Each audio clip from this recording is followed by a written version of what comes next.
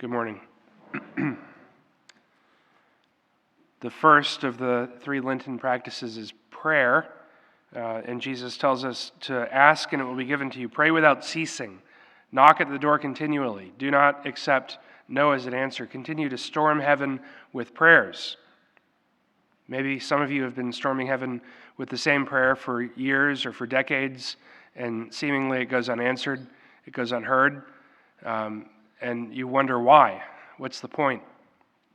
Well, first, we have to ask, what are you asking for? Are you asking for something that God is actually going to give? Or are you asking for something that is going to continue to make God keep you asking? Are you going to stay persistent in your prayer? A lot of times we think that prayer is, like using a vending machine where we can just say, E1, I'm going to get it right now. More often than not, prayer is like using a vending machine where you put the quarter in and you hit E1 and the little thing spins and the bag of chips gets stuck. And you're like, I got to pay again to get it. Prayer requires us to be persistent. Prayer requires us to be faithful. Prayer requires us to continue to ask. Jesus says, which one of you wouldn't hand his son a stone when he asked for a loaf of bread or a snake when he asked for a fish? You think about that, asking for a fish and being handed this poisonous, diabolical, slithery, evil, nasty creature. People say, oh, there's good snakes. There's the snakes that eat poisonous snakes and that eat rats and good snakes. The good snake is a dead snake.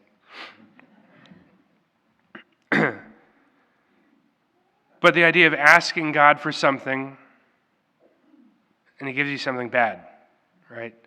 Or the idea of asking a loved one, asking your father for something good, asking for food and being given poison. That doesn't really make a lot of sense, does it? But to be able to recognize that when we ask God for something, it's very different from asking a person for something. When we ask God for healing, when we ask God for restoration, when we ask God for holiness, it's very different from ability. We ask of God recognizing that he desires to give us good things. But we don't always want good things. Sometimes we want things that are not so good for us. Sometimes we want things that lead us away from him. Sometimes we ask for things or we want things in our lives that will not make us holy, even seemingly good things. And so we have to recognize that in our prayer, we have to be persistent. We have to recognize that we're asking God for that which will lead us closer to him, that which will make us holy.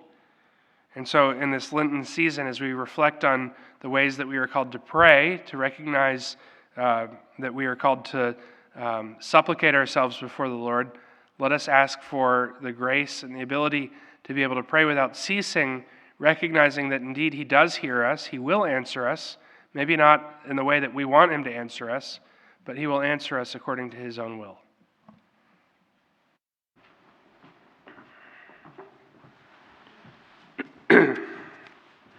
Mass this morning is offered for the repose of the soul of Nellie Cox.